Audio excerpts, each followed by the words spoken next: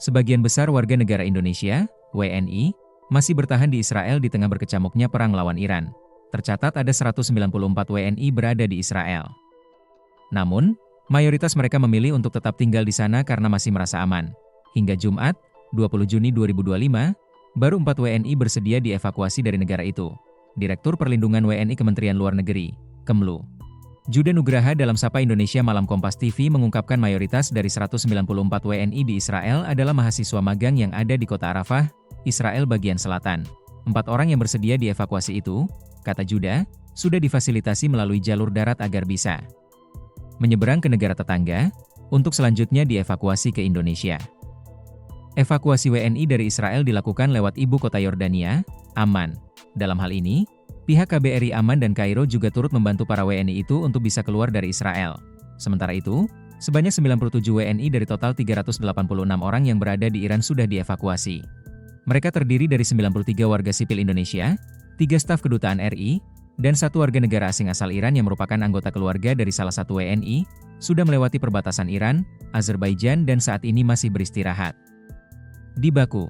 Mereka merupakan rombongan evakuasi gelombang pertama yang melangsungkan perjalanan darat selama 16 jam dari Iran yang saat ini tengah berkonflik dengan Israel.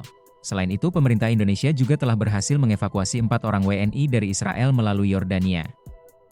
Sugiono meminta doa kepada masyarakat Indonesia agar proses evakuasi yang tengah berjalan dapat berlangsung aman hingga para WNI kembali ke tanah air. Selain itu, ia juga berharap doa masyarakat agar situasi di Timur Tengah khususnya konflik antara Iran dan Israel dapat mereda guna mencegah ketegangan meluas yang bisa mengancam negara-negara global lainnya. Sebelumnya, Kepala Dinas Penerangan TNI Angkatan Udara, Kadis Penau, Marsekal Pertama I Nyoman Suatnyana menjelaskan TNI AU telah menyiagakan pesawat angkut hingga pasukan khususnya yakni Pasukan Gerak Cepat, Pasgat, menyusul rencana evakuasi WNI dari Iran dan Israel. Nyoman menjelaskan TNI AU memiliki tanggung jawab untuk turut serta menjaga keselamatan bangsa, baik di dalam maupun di luar wilayah NKRI, jika pemerintah melalui Kementerian Luar Negeri menetapkan langkah evakuasi dan Panglima TNI mengeluarkan perintah operasi, maka TNI AU siap mengerahkan unsur-unsur pesawat angkut dan satuan pendukung secara cepat, terukur dan terkoordinasi. TNI AU, kata dia, memiliki pengalaman dan rekam jejak dalam pelaksanaan misi-misi evakuasi serta bantuan kemanusiaan internasional di berbagai wilayah konflik dan bencana. Selain itu, seluruh unsur operasi udara baik dari skadron udara maupun satuan pendukung lainnya telah disiagakan untuk merespon setiap perintah kontingensi. Dengan dukungan alutsista yang andal dan personel yang terlatih, lanjutnya, kesiapan itu dirancang agar pelaksanaan evakuasi dapat berjalan efektif, aman dan sesuai standar operasi militer. Kepala Staf Angkatan Udara, Kasau, Marsekal TNI M. Tony Harjono juga menegaskan TNI AU akan terus mengedepankan nilai-nilai profesional untuk menjawab tantangan tugas negara. Terkait rencana evakuasi WNI dari Iran dan Israel, Menko Polkam Budi Gunawan mengatakan pemerintah telah menyiapkan rencana kontingensi, termasuk evakuasi WNI via darat menuju Baku, Azerbaijan.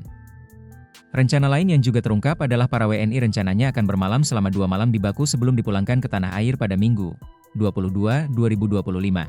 Markas Besar, Mabes, TNI menyatakan rencananya para WNI akan diberangkatkan dari Baku menuju tanah air menggunakan pesawat komersil.